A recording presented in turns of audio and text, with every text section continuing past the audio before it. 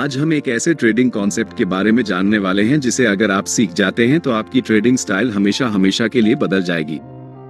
Technical analysis के जन्मदाता Charles doctor ने साल 1900 में एक थ्योरी दी थी, डॉक्टर थ्योरी, जिससे लोग मार्केट को प्रेडिक्ट कर सकते थे कि आगे क्या होने वाला है। भले ही आज के यूट्यूबर्स इसे नया बताते हों, लेकिन ये थ्योरी 100 साल पहले की है और इसी थ्योरी से मल्टी टाइम फ्रेम एनालिसिस नाम की स्ट्रेटजी निकली है। इस वीडियो में मैं आपको समझाऊंगा कि कैसे आप हाई टाइम फ्रेम से लेकर लोअर टाइम फ्रेम तक चार्ट्स का एनालिसिस करके अपने ट्रेडिंग डिसीजन को बेहतर बना सकते हैं। मल्टी टाइम फ्रेम एनालिसिस क्या है? यह एनालिसिस का एक तरीका है जिसमें आप पहले हाई टाइम फ्रेम का एनालिसिस करते हैं और फिर धीरे धीरे लोअर टाइम फ्रेम तक आते हैं। इस प्रोसेस में आपको 3 महत्वपूर्ण टाइम फ्रेम की जरूरत होती है। 1. Direction time frame. इसका उपयोग आप मार्केट की दिशा को समझने के लिए करते हैं। यानी आप देखते हैं कि प्राइस ऊपर जा रहा है, नीचे जा रहा है या साइडवेज मूव कर रहा है, जिससे आपको ओवरऑल ट्रेंड का आइडिया मिलता है। 2. Behaviour time frame. ये प्राइस के बिहेवियर के बारे में डिटेल में बताता है। यानी प्राइस का मोमेंटम कैसा है, मार्केट स्ट्रक्चर ब्रेक हो रहा है या नहीं, वीक रिजेक्शंस या डोजी कैंडलस्टिक्स दिख रहे हैं या नहीं, और मार्केट रिट्रेस कर रहा है या नहीं। 3. Entry time frame. इसमें आप एक्चुअल ट्रेड एंटर करते हैं। अगर प्राइस डाउन ट्रेंड में है तो आप सेल के लिए देखेंगे और अगर अपर ट्रेंड में है तो आप बाय करने के लिए देखेंगे। ये बहुत सिंपल है। टाइम फ्रेम का चुनाव। आप जो टाइम फ्रेम्स इस्तेमाल करेंगे वो आपके ट्रेडिंग स्टाइल पर निर्भर करते हैं। मान लीजिए मैं इंट्राडे और स्विंग ट्रेडिंग का मिक्स उपयोग करता हूं, तो मैं 4 घंटे का टाइम फ्रेम डायरेक्शन के लिए, 1 घंटे का टाइम फ्रेम बिहेवियर के लिए और 15 मिनट का टाइम फ्रेम एंट्री के लिए उपयोग करता हूं। लेकिन अगर आप स्कॉल्पर हैं तो आपके लिए ये टाइम फ्रेम्स अलग होंगे। आप 1 घंटे को डायरेक्शन के लिए, 15 मिनट को बिहेवियर के लिए और 5 मिनट टाइम फ्रेम को एंट्री के लिए इस्तेमाल करेंगे। इसलिए टाइम फ्रेम पूरी तरह से आपके ट्रेडिंग स्टाइल पर निर्भर करता है। मैंने उदाहरण देकर समझा दिया है जिससे आप अपने ट्रेडिंग स्टाइल के हिसाब से सही टाइम फ्रेम चुन सकते हैं। मल्टी टाइम फ्रेम एनालिसिस को समझना। मल्टी टाइम फ्रेम एनालिसिस को शुरू करते हैं, जिसमें हम सबसे पहले 4 घंटे के टाइम फ्रेम को चुनेंगे ताकि हमें पता चल सके कि मार्केट इस समय किस दिशा में है। 4 घंटे का टाइम फ्रेम चुनने का सबसे बड़ा कारण यह है कि यह हमें मार्केट का पूरा स्ट्रक्चर बता देता है कि अभी मार्केट किस दिशा में है। अगर हम 15 मिनट का चार्ट इस्तेमाल करते तो हमें स्पष्ट दिशा का पता नहीं चलता, क्योंकि प्राइस ऊपर नीचे कर रही होती है। इसलिए दिशा को समझने के लिए हमेशा बड़े टाइम फ्रेम पर जाना बेहतर रहता है। आप में से ज्यादातर लोग इस चार्ट को देखकर कंफ्यूज हो सकते हैं कि यहाँ प्राइस क्या कर रही है और हमें कैसे ट्रेड लेना चाहिए, बाय करना है या सेल करना है या फिर अभी ट्रेड नहीं करना है। लेकिन ये गलत तरीका है चार्ट्स को देखने का, क्योंकि हम एक इंट्राडे या स्विंग ट्रेडर हैं। हमें बहुत पुराने चार्ट्स को नहीं देखना चाहिए। हमें यह ऑब्जर्व करना है कि हाल के समय में मार्केट की प्राइस कैसे बिहेव कर रही है।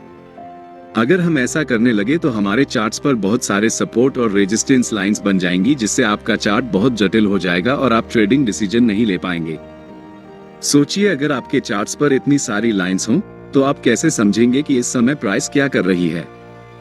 ट्रेडिंग डिसीजन लेना। 4 घंटे के टाइम फ्रेम में हमारा चार्ट बिल्कुल स्ट्रांग अपर ट्रेंड में दिखाई दे रहा है और इस समय प्राइस कंसोलिडेशन कर रही है। इस कंसोलिडेशन जोन का सबसे पहले हम हाई मार्क करेंगे और फिर कंसोलिडेशन जोन का लो मार्क करेंगे। चार्ट्स पर इन दोनों लाइंस को बनाकर हम वेट करेंगे। सबसे पहले हम मार्केट को डिसाइड करने देंगे कि उसे किस दिशा में जाना है। इस समय मार्केट दोनों तरफ जा सकती है, या तो अपना ट्रेंड कंटिन्यू कर सकती है या फिर यहां से रिवर्स डाउन कर सकती है। अगर मैं इस समय लाइव ट्रेड में होता तो मैं पहले 4 घंटे के टाइम फ्रेम में कैंडलस्टिक को इन दोनों लाइंस के बाहर क्लोज होने का इंतजार करता, तभी हम डिसाइड करते कि हमें बाय करना है या सेल। अगले कुछ कैंडल्स में प्राइस लोअर लो के नीचे कैंडल क्लोज करती है।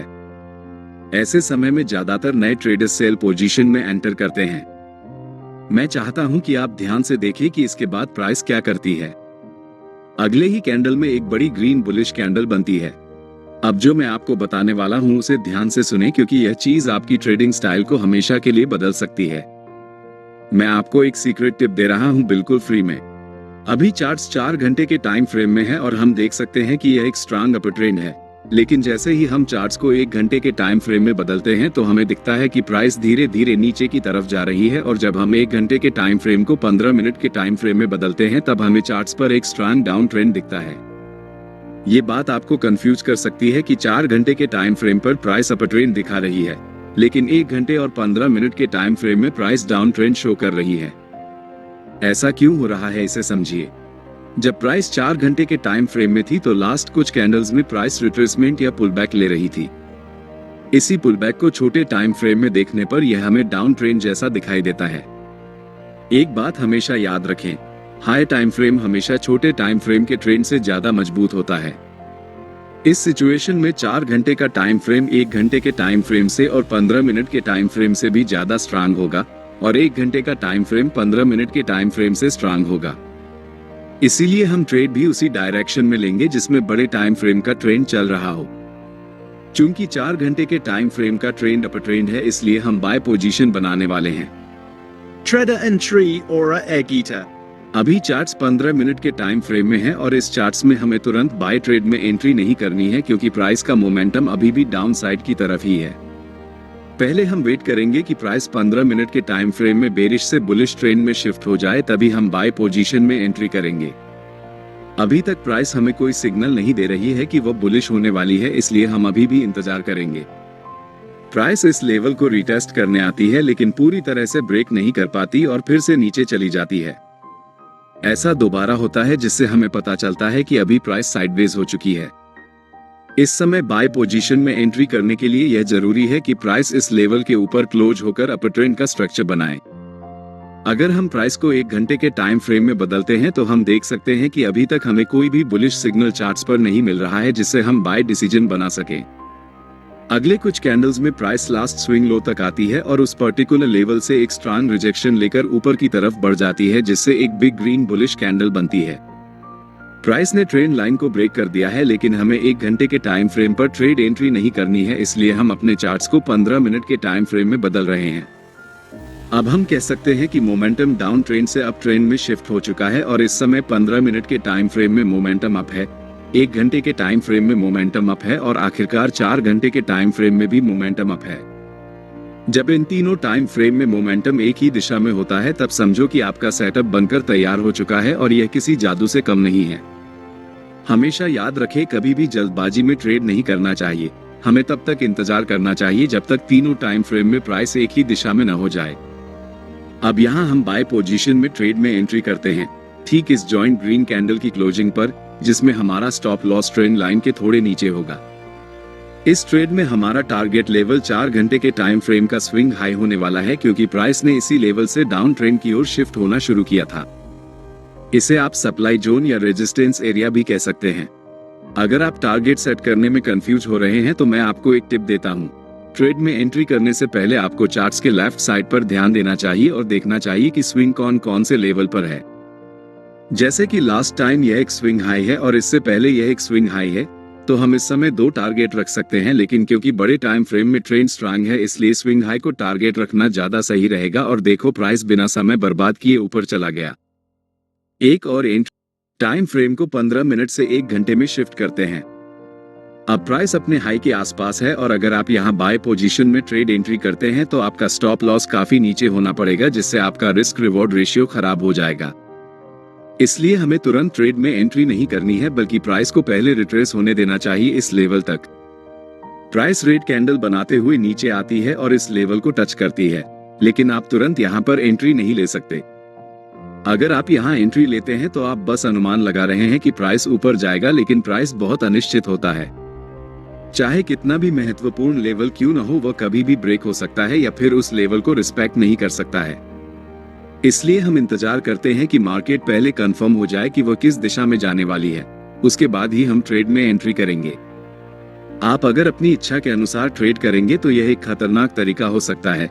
कभी भी मार्केट में सरवाइव नहीं कर सकते हैं, चाहे आपके पास कितना भी कैपिटल क्यों न हो। अधिकतम 1 सप्ताह लगेगा और आपका कैपिटल डूब जाएगा। इसलिए हमेशा कंफर्मेशन का वेट करना चाहिए।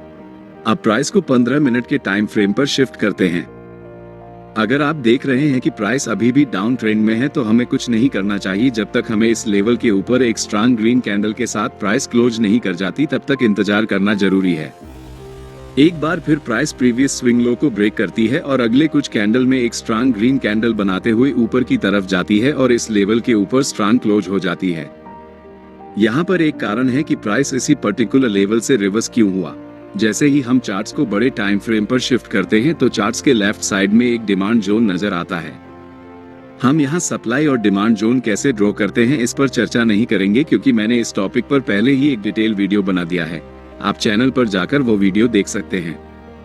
मैं चाहता हूँ कि आप इस स्थिति को ध्यान से देखें और इसे उस वीडियो से लिंक कर पाएं जो मैंने पहले बनाया है। अब हमारे पास 3 कंफर्मेशन है। 1 15 मिनट के टाइम फ्रेम में ट्रेंड अप है। 2 1 घंटे के टाइम फ्रेम में ट्रेंड अप है। 3 4 घंटे के टाइम फ्रेम में भी प्राइस अप है। हम जानते हैं कि यह सेटअप हमारे लिए एक जादू की तरह काम करता है। इस कैंडल की क्लोजिंग पर हम बाय ट्रेड में एंट्री करेंगे, जिसमें हमारा स्टॉप लॉस कैंडल के लो के पास होगा और take profit next swing high पर होगा। अगर हम बड़े टाइम फ्रेम पर देखें तो ये हमारा एक की लेवल है जहां तक प्राइस जा सकती है। आप देख सकते हैं कि प्राइस वैसा ही करता है, धीरे धीरे मार्केट स्ट्रक्चर बनाते हुए ऊपर की तरफ उस लेवल को टच करती है, जिससे हमारा टारगेट हिट हो जाता है और हम प्रॉफिट बुक कर लेते हैं। स्ट्रेटजी समझ में आ गई हो तो इसे बैक टेस्ट करें, फिर देखें कि आपके लिए काम करता है या नहीं, और उसके बाद ही ओरिजिनल अकाउंट में इसे अप्लाई करें। वीडियो अच्छी लगी हो तो वीडियो को लाइक कर दें और फ्री में प्राइस एक्शन ट्रेडिंग सीखने के लिए चैनल को सब्सक्राइब करें। आप सभी का बहुत बहुत धन्यवाद।